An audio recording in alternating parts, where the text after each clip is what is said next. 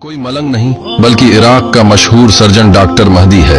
Baghdad की सड़कों पर घूमने वाला वो पागल जो चलते चलते अचानक अपने हाथों को देखकर चीखें मारकर रोने लगता है। इनकी इस खस्ता हाली के पीछे एक ऐसा दर्दनाक वाकया छुपा है जो पत्थर दिल इंसान को भी रुला दे। कहते हैं कि आज भी जब ये बगदाद की सड़कों पर चलता है तो अचानक रुक जाता है और अपने कांपते हुए हाथों को यूं घूरने लगता है जैसे इसके हाथों पर खून लगा हो। लोग तरस खाकर इसे खाना देते हैं तो ये उनकी तरफ देखते भी नहीं, बस अपने हाथों को चूमता है और फूट फूट कर रोने लगता है। ये हाथ इसलिए कांपते हैं क्योंकि कई साल पहले अस्पताल की इमरजेंसी में इनकी अपनी सगी माँ को जिंदगी और मौत की कश्मकश में लाया गया था।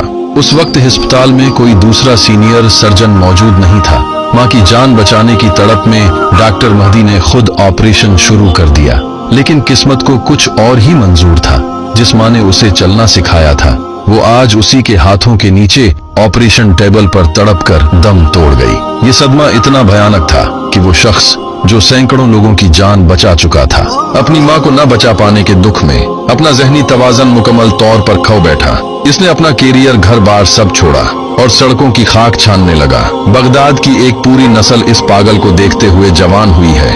सालों बीत गए लेकिन आज तक किसी ने इस शख्स के मुंह से सिवाय एक जुमले के कोई दूसरी बात नहीं सुनी। अम्मा मुझे मुआफ कर देना, मैं तुझे बचा नहीं सका।